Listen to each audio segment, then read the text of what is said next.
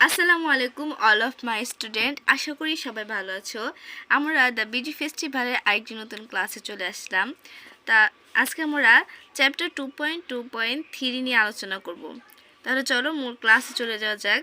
Imagine you are in that class, মনে করো তুমি সেই ক্লাসে ছিলে।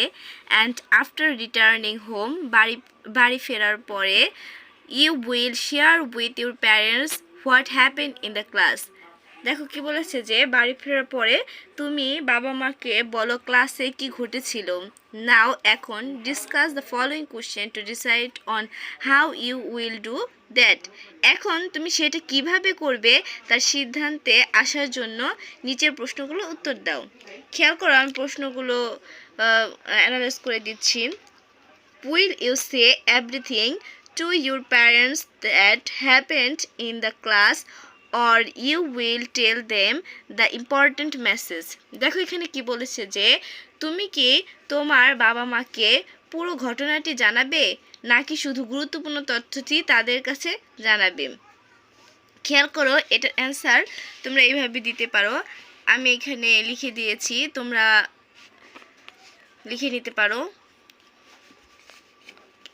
I will tell them the main points of what happened in the class rather than telling them a detailed version of it। ক্লাসে যে ঘটেছিল তার পুরোটা না বলে আমি বাবা মাকে শুধু মূল বিষয়টি বলবো। ঠিক আছে, এটুকু দিলেই তোমাদের কারেক্ট হবে। এরপরে বি নাম্বার কোশ্চেনে আমরা চলে যাই। দেখো বি নাম্বার কোশ্চেনে কি বলেছে, will you tell all the messages one after another or arrange them based on their importance। মানে হচ্ছে তুমি সব তথ্যগুলো ক্রমানুসারে বলবে নাকি সেগুলো গুরুত্ব অনুযায়ী সাজাবে। খেয়াল করো, এটার অ্যান্সারটা আমরা এইভাবে দিতে পারি। I will tell them in random order, but I will skip any messages that are not important। মানে হচ্ছে তাদেরকে ঘটনাগুলো আমি এলোমেলোভাবে বলবো, তবে এমন সব ঘটনা বাদ দেব যেগুলো প্রয়োজন না। ঠিক আছে, এরপরে আমরা সি নাম্বার কোশ্চেনে চলে যাই। সি নাম্বার কোশ্চেনটা দেখো কি বলেছে, will you share the information to your parents in your own word or use the quotation from the given text. তোমার বাবা মাকে তথ্যগুলো পরিবেশনের সময় কি তুমি নিজের ভাষায় কথাগুলো বলবে নাকি প্রদত্ত পাঠের উদ্ধৃতকে তুমি উপস্থাপন করবে। এখন তুমি যে ক্লাসে যে তোমার সাথে যে ঘটনাগুলো ঘটেছে বা যে ঘটনাগুলো তুমি শেয়ার করতে চাচ্ছ তোমার বাবা মায়ের কাছে, সেটা কি তুমি তোমার নিজের মতো করে বলবে না টেক্সট বইয়ের মতো কোটেশনের মতো করে বলবে। খেয়াল করো, এটার অ্যান্সার এইটুকু দিলেই হবে। I will tell the message in my own words. আমি তাদেরকে আমার নিজের ভাষায় কথাগুলো বলবো। ওকে, এরপরে ডি নাম্বার কোশ্চেনে চলে যাই। দেখো ডি নাম্বারে কি বলেছে, why do you narrate them in that way. মানে হচ্ছে সেগুলোকে তুমি ওভাবে কেন উপস্থাপন করবে। দেখো এটার অ্যান্সারটা এভাবে দিতে পারো, I will tell the message in a way that is more confident to understand. That is why there will be no direct queries from people.